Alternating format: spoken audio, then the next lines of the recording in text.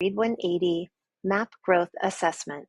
First, you'll want to add the address in the address menu bar at the top of your browser. Once you go in, you should have a screen pop up that looks like this to log in. However, sometimes you may have a screen that pops up asking you to disable any pop-up blockers. If you don't know how to do that, you can click on How to Disable Pop-up Blocking and it'll give you some instructions.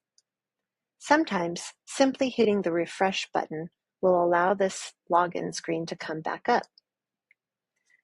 Once you're back in this screen, enter your test or your session name as well as your session password.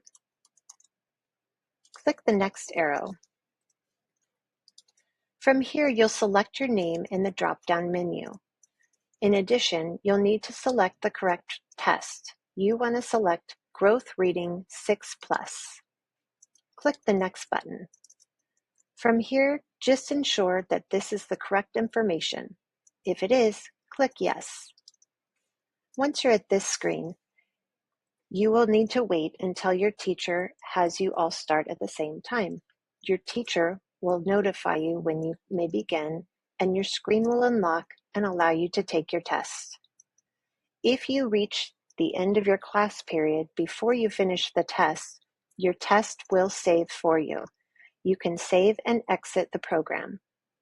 The next time that you come to your class, you may finish the test and it will pick up from where you left off. If you have any questions, please ask your teacher.